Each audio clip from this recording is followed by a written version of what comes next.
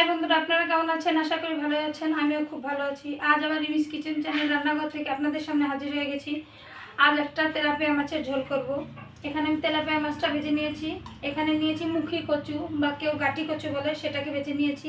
এখানে আছে রাঁধুনি আর কালি জিরে বাটা, আর এখানে আছে কিছু ভাজা মশলা বাটা, ধনিয়া, জিরে আর দুটো শুকনো লঙ্কা ভেজে এখানে আমি বেটে নিয়েছি। আর এখানে পোড়নের জন্য নিয়ে নিয়েছি রাঁধুনি।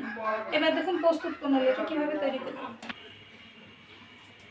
কড়াইতে আমার মাছ আর গাঠি ভাজা তেলটা ছিল, আমি তার ভিতরে এই রেসিপিটা করব। তেলটা গরম হতে দিয়েছি, তেলটা গরম হয়ে গেছে। এবার আমি রাঁধুনিটা ফোড়ন দিয়ে দেব।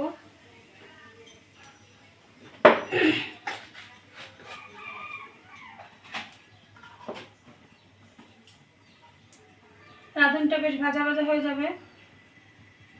দেখুন আমার রাঁধুনিটা ভাজা ভাজা হয়ে গেছে।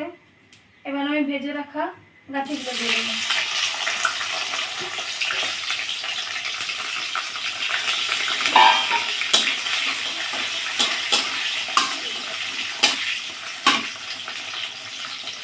এবার দিয়ে দেবো রাঁধুনি, কালো জিরে আর এখানে 2-3টে কাঁচা লঙ্কা আছে যেটা নিয়েছিলাম, সেই মশলাটা দিয়ে দেবো।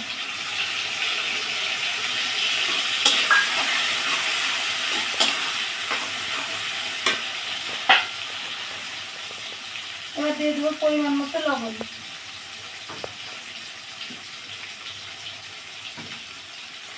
এবার দিয়ে দেবো পরিমাণ মতো হলুদ গুঁড়ো।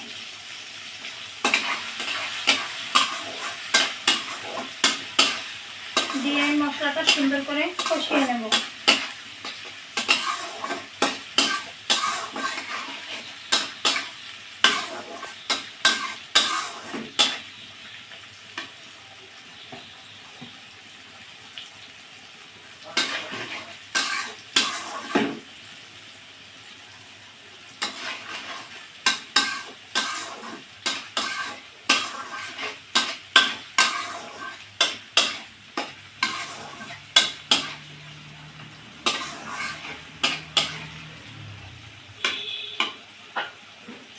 মশলাটা কষানো হয়ে গেছে, এবার আমি ভাজা মশলাটা দিয়ে দেব।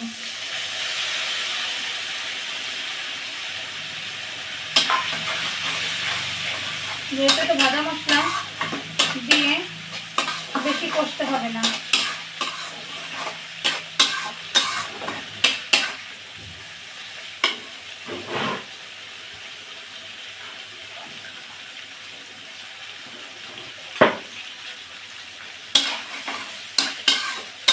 আমার দুটো মশলা একসঙ্গে মিশে একাকার হয়ে গেছে, সুন্দর কষানো হয়ে গেছে, বেশ কালারটা এসে গেছে।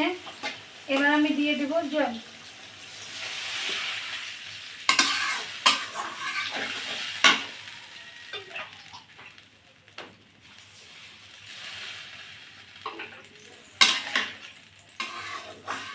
জলটা জাল হতে দেবো। এবার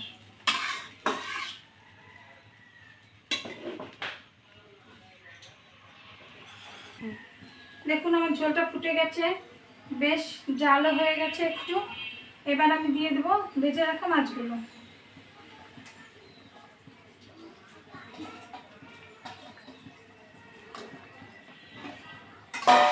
এবার সুন্দর করে ঝোলটা জাল হবে।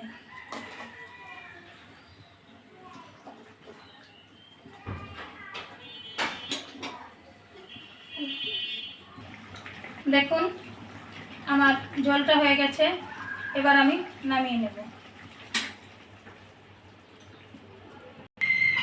দেখুন আমার তেলাপিয়া মাছের ঝোলটা হয়ে গেছে। আপনারা এভাবে একদিন করে খাবেন, আশা করি সবার ভালো লাগবে। তেলাপিয়া মাছ দেখে অনেকেই নাক ছিটকায়, নাক না ছিটকে ঝোলটা রান্না করে খেয়ে দেখবেন। অনেক টেস্টফুল একটি ঝোল, খুব সামান্য কিছুতে ঝামেলা ছাড়াই হয়ে যাবে। আপনাদের যদি ভালো লেগে থাকে তবে প্লিজ আমাকে লাইক কমেন্ট করে জানাবেন।